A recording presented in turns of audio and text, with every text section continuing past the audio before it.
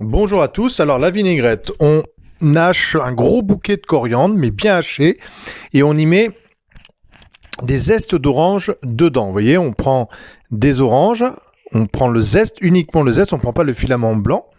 Donc on tourne la peau autour du fruit, et on récupère le zeste de citron ou citron vert, on peut mettre les deux, là c'est du citron vert, et on hache grosso modo comme ceci, vous voyez, le citron, les zestes. Ensuite, on prend un gros bouquet de ciboulettes. Et donc, on a mis la coriandre dans la casserole, bien hachée, le citron bien coupé. Et là, on va mettre la ciboulette, un bon bouquet de ciboulettes aussi dans la casserole. Voilà, donc cette vinaigrette va nous servir à assaisonner des poissons. Vous faites griller un poisson, vous versez cette vinaigrette dessus. Des petits légumes sautés, vous versez cette vinaigrette dessus. Vous pouvez vous en servir, même dans une petite salade en rajoutant un peu de vinaigre. Ça donne une huile très aromatisée. Ensuite, on va prendre, on va dire, vous voyez là, c'est des gousses d'ail. On a pris à peu près 8 gousses d'ail.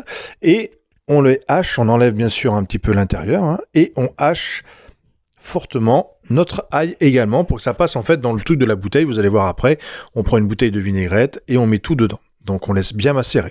Donc l'huile d'olive, tout ça, je vais couper avec un peu d'huile de colza ou vous pouvez mettre aussi d'arachide. Là, ce sera l'huile de colza.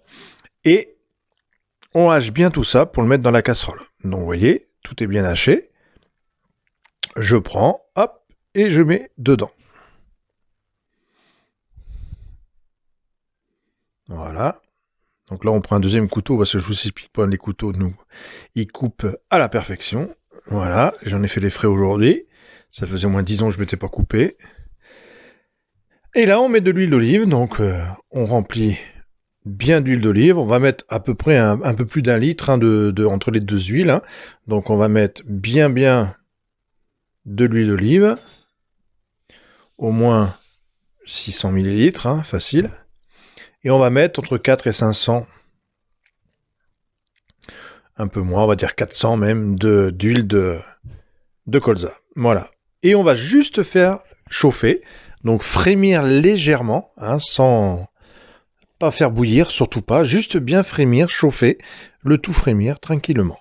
Donc on allume. Et on va faire juste chauffer. Dès qu'on va arriver, vous voyez les premiers bouillons là, c'est parfait. On laisse encore un petit peu. Et ensuite, on va le débarrasser dans notre bouteille et on va laisser macérer.